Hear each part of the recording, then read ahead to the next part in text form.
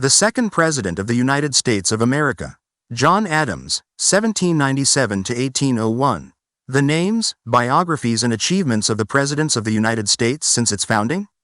We continue the second President of the United States of America. John Adams, 1797 to 1801. Part 2. In the Second Continental Congress in Philadelphia, he helped push through a plan to outfit armed ships to launch raids on enemy vessels. Later in the year, he drafted the first set of regulations for the Provisional Navy. Adams drafted the preamble to the Lee Resolution of colleague Richard Henry Lee. He developed a rapport with Delegate Thomas Jefferson of Virginia, who had been slower to support independence but by early 1776 agreed that it was necessary. On June 7, 1776, Adams seconded the Lee Resolution, which stated that the colonies were free and independent states. Prior to independence being declared, Adams organized a committee of 5 charged with drafting a Declaration of Independence.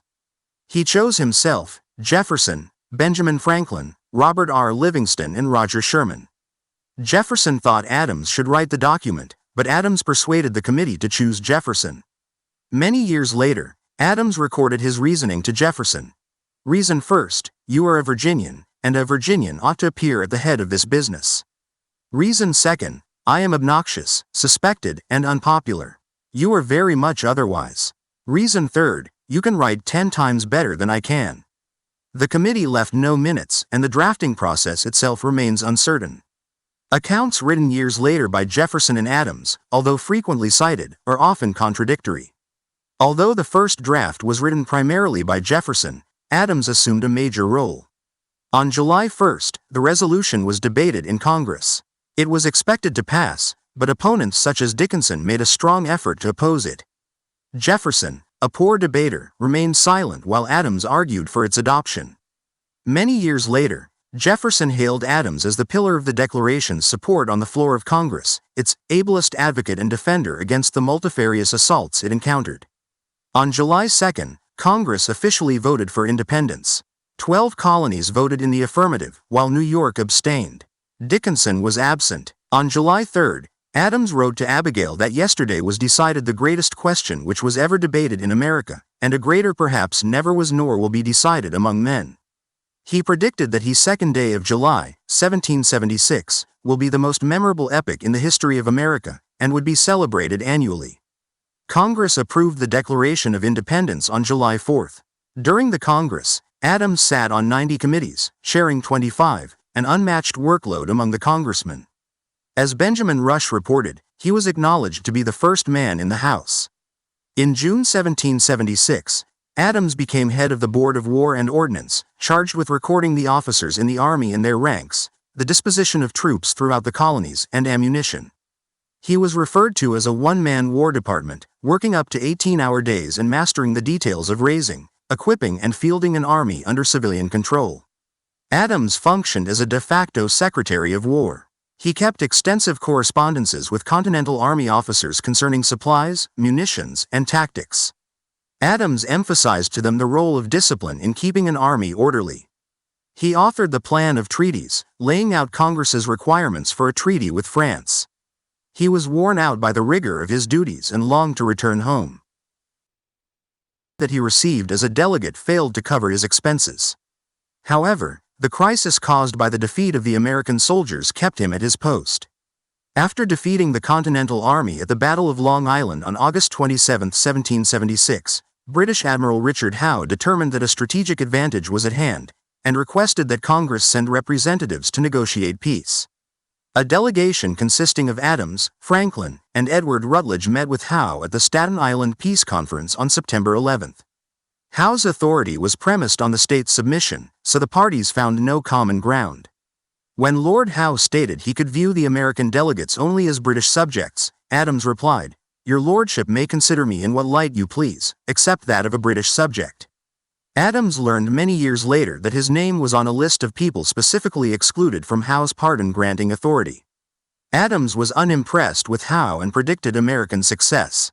He was able to return home to Braintree in October before leaving in January 1777 to resume his duties in Congress. Adams advocated in Congress that independence was necessary to establish trade, and conversely, trade was essential for the attainment of independence. he specifically urged negotiation of a commercial treaty with France. He was appointed, along with Franklin, Dickinson, Benjamin Harrison from Virginia, and Robert Morris from Pennsylvania, to prepare a plan of treaties to be proposed to foreign powers. While Jefferson was writing the Declaration of Independence, Adams worked on the Model Treaty, which authorized a commercial agreement with France but contained no provisions for formal recognition or military assistance. The treaty adhered to the provision that free ships make free goods, allowing neutral nations to trade reciprocally while exempting an agreed-upon list of contraband. By late 1777, America's finances were in tatters, and that September a British army had defeated General Washington and captured Philadelphia. More Americans came to determine that mere commercial ties between the U.S. and France would not be enough, and that military assistance would be needed. The defeat of the British at Saratoga was expected to help induce France to agree to an alliance. He assumed a less visible role but helped manage the delegation's finances and record-keeping. Frustrated by the perceived lack of commitment on the part of the French, Adams wrote a letter to French Foreign Minister Vergennes in December, arguing for French naval support in North America. Franklin toned down the letter, but Vergennes ignored it. In September 1778, Congress increased Franklin's powers by naming him minister plenipotentiary to France while Lee was sent to Spain. Adams received no instructions.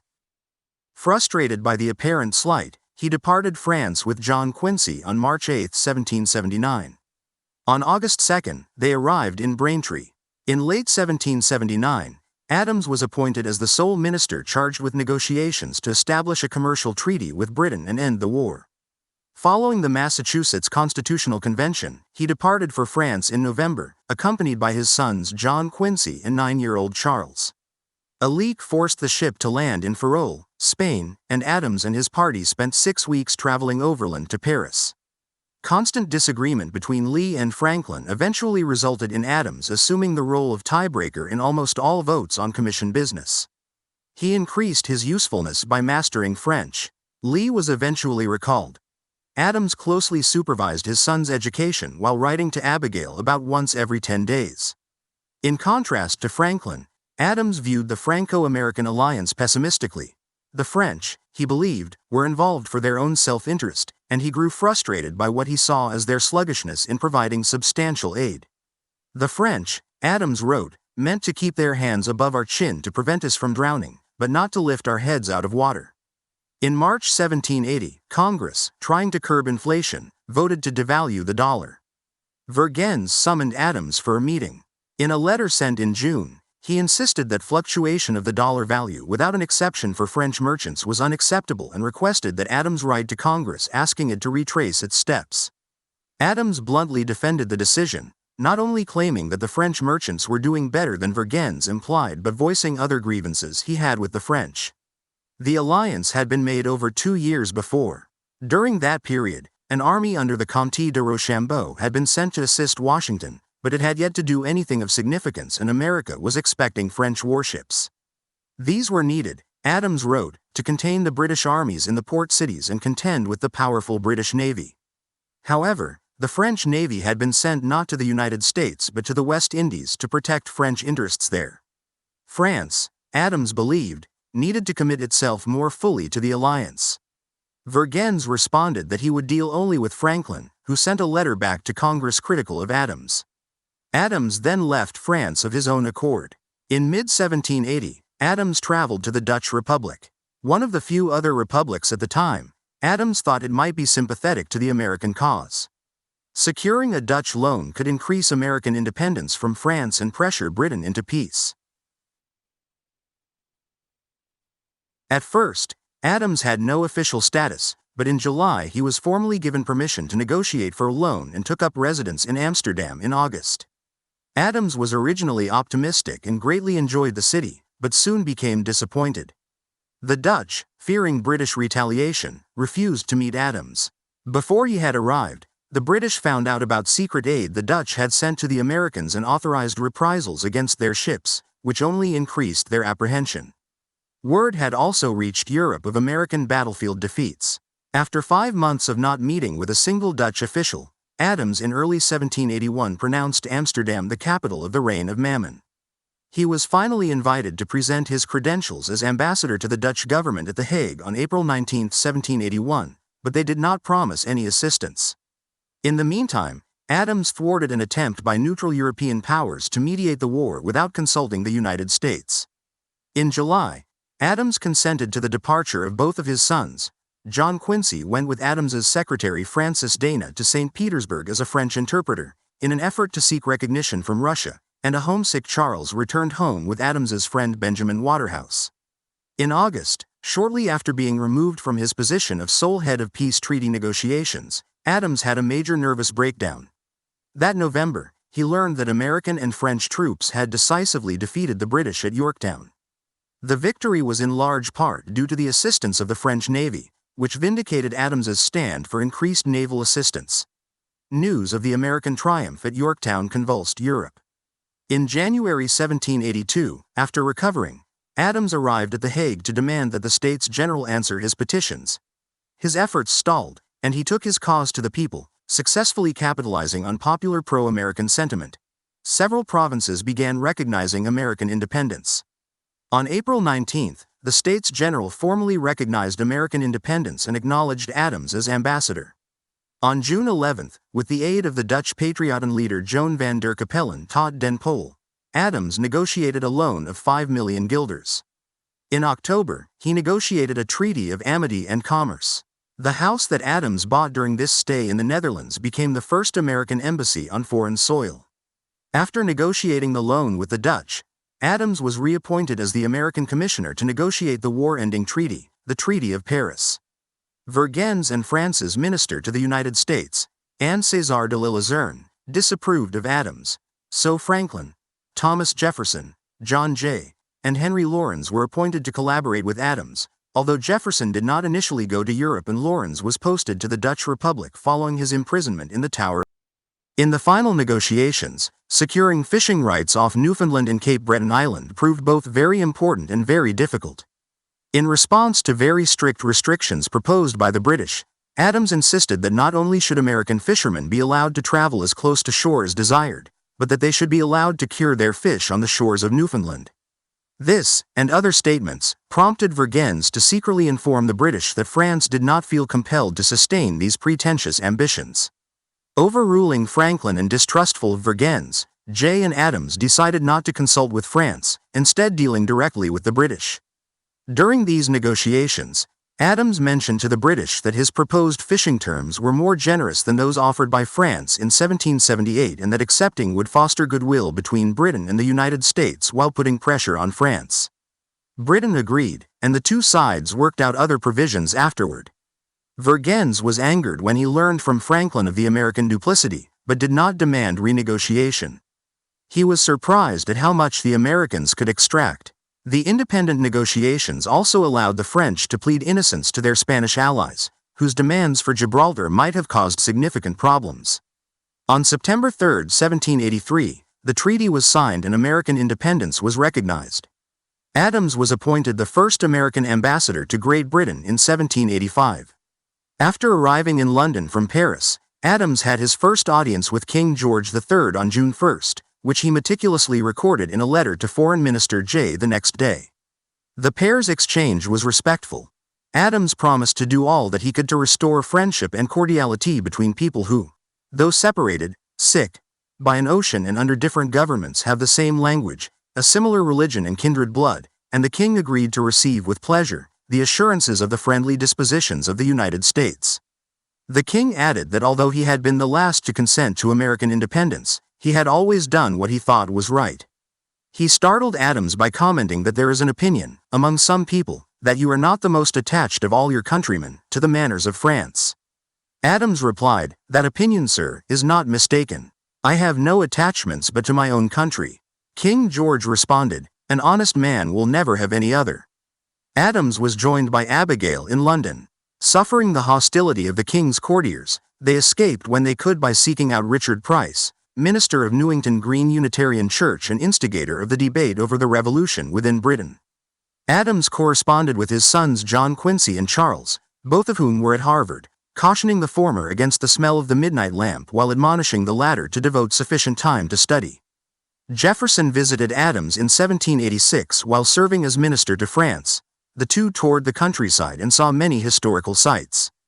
While in London, Adams met his old friend Jonathan Sewall, but the two discovered that they had grown too far apart to renew their friendship. Adams considered Sewall one of the war's casualties, and Sewall critiqued him as an ambassador. His abilities are undoubtedly equal to the mechanical parts of his business as ambassador, but this is not enough. He cannot dance, drink, game, flatter, promise, dress, swear with the gentlemen, and small talk and flirt with the ladies. In short, he has none of those essential arts or ornaments which constitute a courtier. There are thousands who, with a tenth of his understanding and without a spark of his honesty, would distance him infinitely in any court in Europe.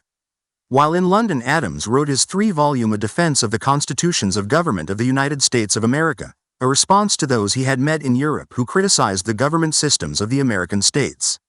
Adams's tenure in Britain was complicated by both countries failing to follow their treaty obligations. The American states had been delinquent in paying debts owed to British merchants, and in response, the British refused to vacate forts in the Northwest as promised. Adams's attempts to resolve this dispute failed, and he was often frustrated by a lack of news of progress from home. The news he received of tumult at home, such as Shays' rebellion, heightened his anxiety. He asked Jay to be relieved. In 1788, he took his leave of George III, who promised to uphold his end of the treaty once America did the same. Adams then went to The Hague to take formal leave of his ambassadorship there and to secure refinancing from the Dutch, allowing the United States to meet obligations on earlier loans. On June 17, 1788, Adams returned to a triumphant welcome in Massachusetts. He returned to farming life in the months after. The nation's first presidential election was soon to take place. Because George Washington was widely expected to win the presidency, many felt that the vice presidency should go to a Northerner. Although he made no public comments on the matter, Adams was the primary contender. Each state's presidential electors gathered on February 4, 1789, to cast their 2 votes for the president.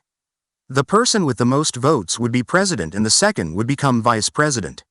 Adams received 34 electoral college votes in the election, second behind Washington, who was a unanimous choice with 69 votes. As a result, Washington became the nation's first president, and Adams became its first vice president. Adams finished well ahead of all others except Washington, but was still offended by Washington receiving more than twice as many votes. In an effort to ensure that Adams did not accidentally become president and that Washington would have an overwhelming victory, Alexander Hamilton convinced at least 7 of the 69 electors not to cast their vote for Adams.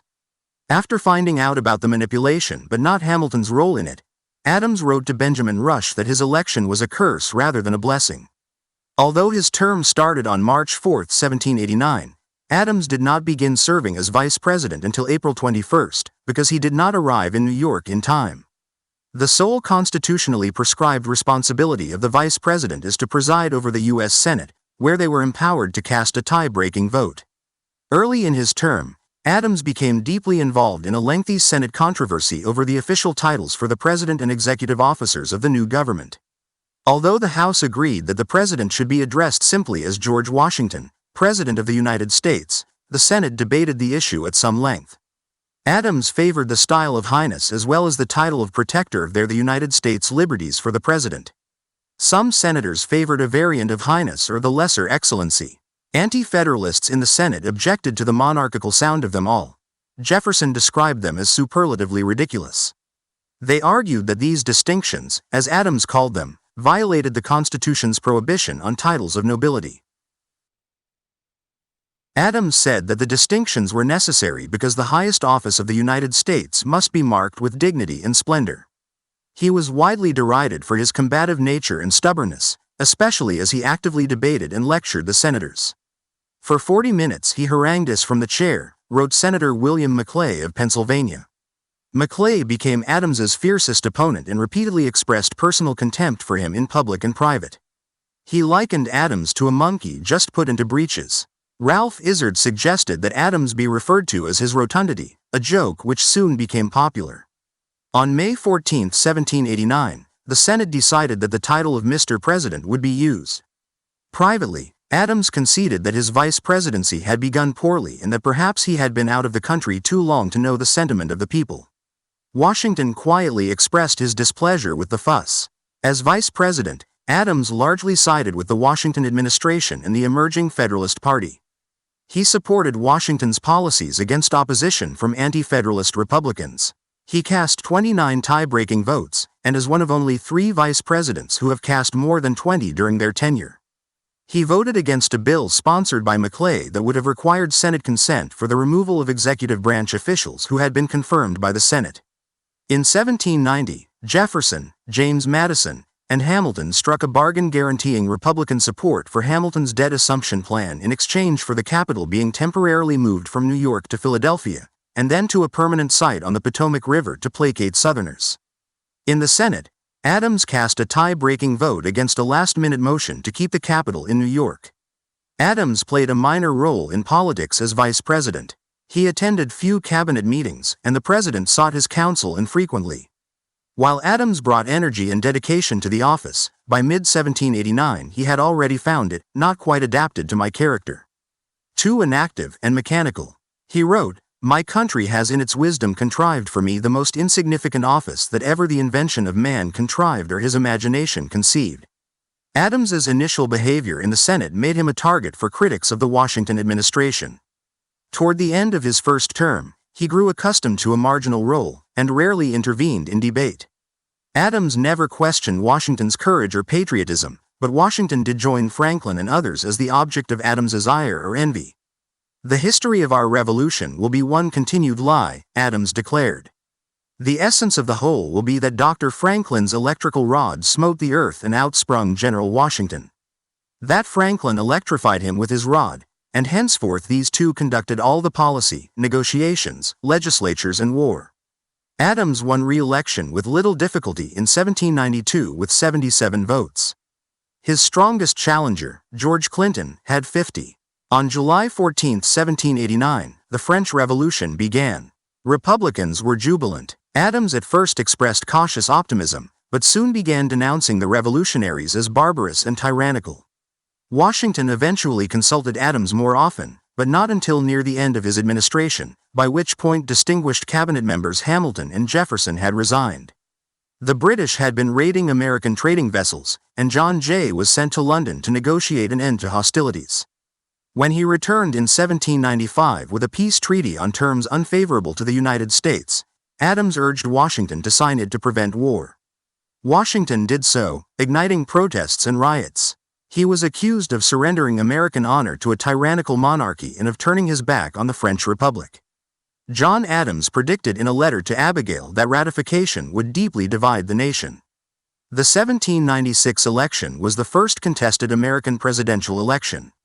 Twice, George Washington had been elected to office unanimously, but, during his presidency, deep philosophical differences between the two leading figures in the administration, Hamilton and Jefferson, had caused a rift, leading to the founding of the Federalist and Republican parties.